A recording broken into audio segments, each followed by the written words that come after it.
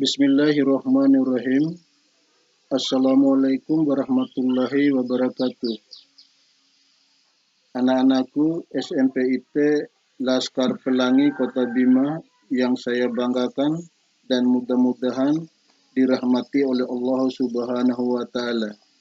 Hari ini kita mempelajari materi muluk sejarah Bima. Yang pertama, zaman Naka. Zaman yang paling tua dalam sejarah Mbojo, Bima, disebut zaman Naka. Dalam ilmu sejarah, zaman itu dinamakan zaman sebelum sejarah atau zaman prasejarah. Menurut ahli sejarah, kebudayaan masyarakat yang hidup pada zaman Naka masih sangat sederhana. Mereka belum mengenal ilmu pengetahuan dan teknologi.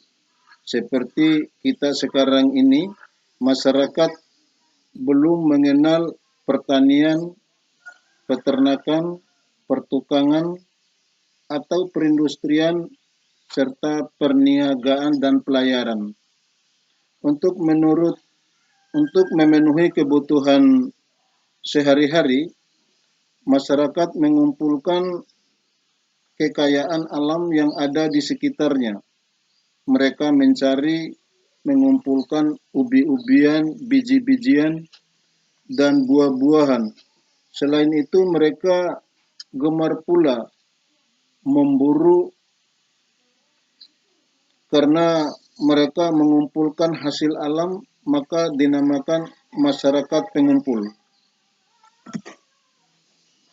Masyarakat pada masa itu sudah mengenal agama dan kepercayaan, walau harus diakui bahwa agama atau kepercayaan mereka tidak sama seperti yang kita anut. Leluhur kita pada zaman Naka mengenal kepercayaan yang disebut Makamba Makimbi, yang dalam ilmu sejarah disebut kepercayaan animisme dan dinamisme. Menurut keyakinan mereka, alam beserta isinya diciptakan oleh Yang Maha Kuasa yang disebut Marafu atau Tuhan.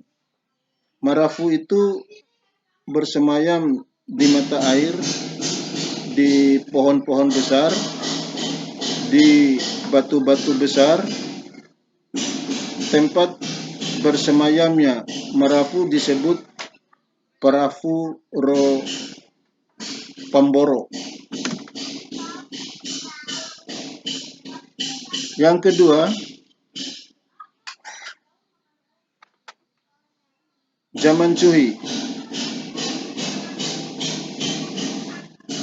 Menurut ahli sejarah, di sekitar abad 8 Masehi, masyarakat Mbojo Bima mulai berhubungan dengan para pedagang dan musafir dari daerah lain yang memiliki kebudayaan serta ilmu pengetahuan dan teknologi yang lebih tinggi. Para pedagang dan musafir itu berasal dari Jawa, Sulawesi Selatan, Sumatera, dan Ternate.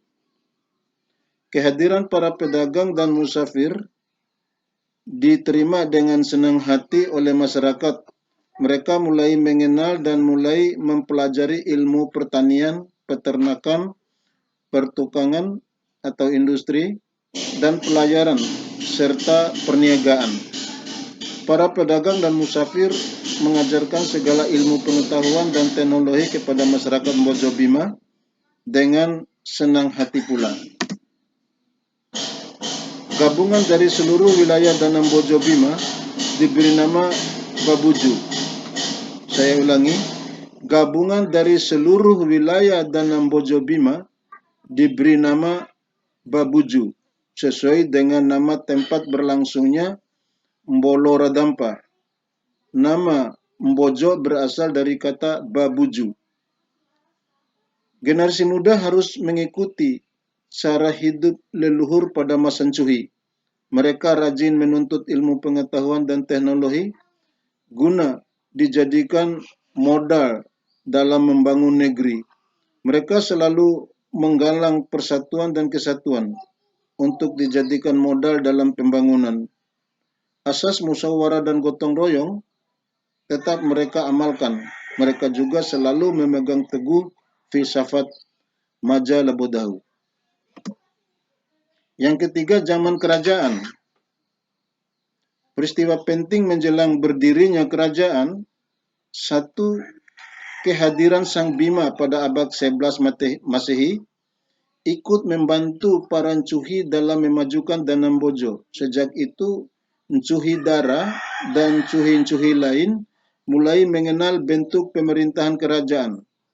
Walau Sang Bima sudah kembali ke Kerajaan Medang di Jawa Timur, namun tetap mengadakan hubungan Ncuhi Dara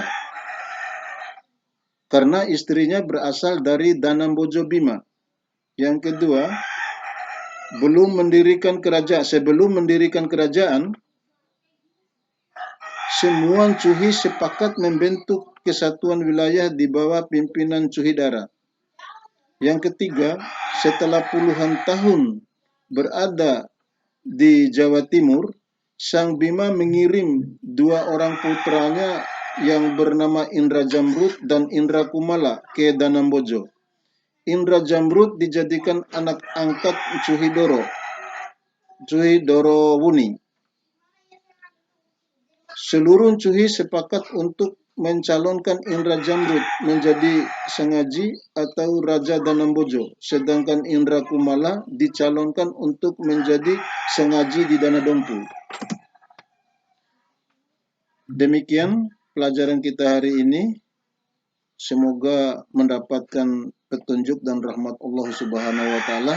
Billahi taufiq wal hidayah. Wassalamualaikum warahmatullahi wabarakatuh.